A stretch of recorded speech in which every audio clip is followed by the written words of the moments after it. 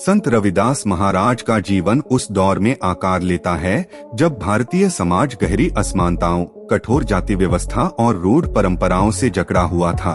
कहा जाता है कि उनका जन्म काशी, वाराणसी के आसपास हुआ, जहां धर्म, ज्ञान और व्यापार की धड़कनें एक साथ सुनाई देती थीं। पर उसी पवित्र नगर में मनुष्यों के बीच ऊंच नीच की दीवारें भी उतनी ही मजबूत थीं। रविदास ऐसे समाज में पैदा हुए जहां पेशा जन्म से तय माना जाता था और मनुष्य की गरिमा उसकी जाति से आंकी जाती थी।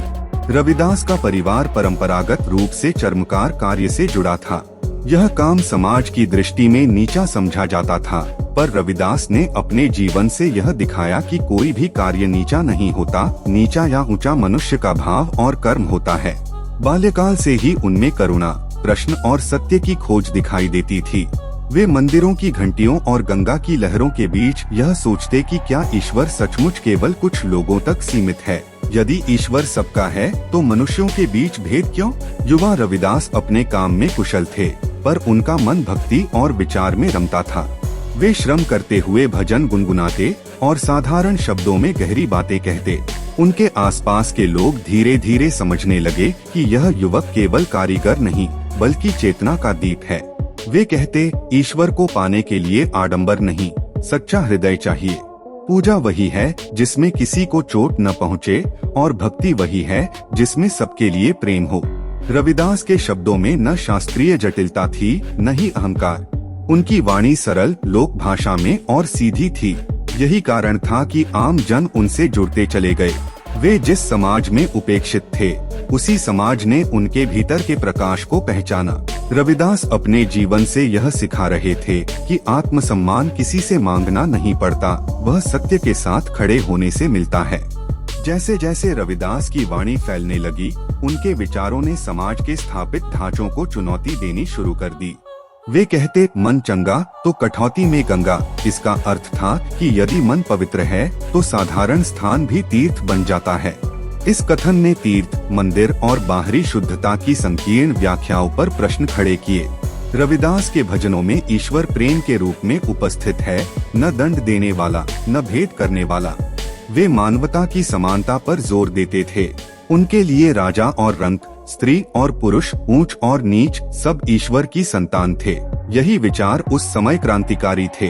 कई लोग उनसे असहमत हुए, कुछ ने विरोध किया, पर रविदास ने कटुता का उत्तर करुणा से दिया। कहा जाता है कि मीराबाई भी उनके विचारों से प्रभावित हुई। मीरा की भक्ति और रविदास की सामाजिक दृष्टि दोनों मिलकर प्रेम और स्वतंत्रता का संदेश देते हैं। रविदास किसी को त्याग या संन्यास की कठोर राह नहीं दिखाते थे।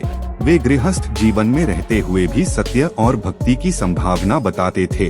श्रम करते हुए ईश्वर स्मरण, यही उनका मार्ग था। समाज में बदलाव आसान नहीं था।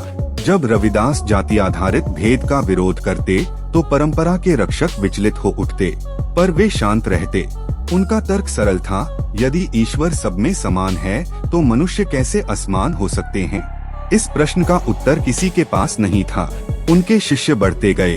वे किसी संप्रदाय की दीवार नहीं खड़ी करते थे, बल्कि मनुष्यता का पुल बनाते थे। रविदास की भक्ति कर्म से अलग नहीं थी।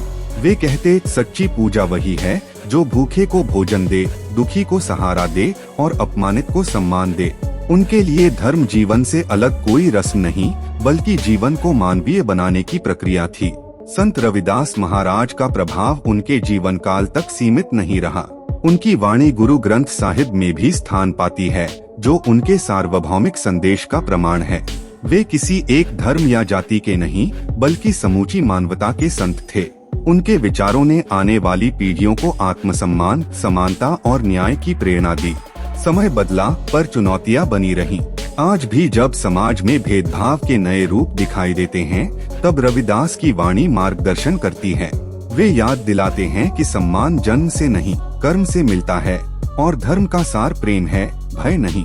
रविदास की सबसे बड़ी विरासत उनकी सादगी है।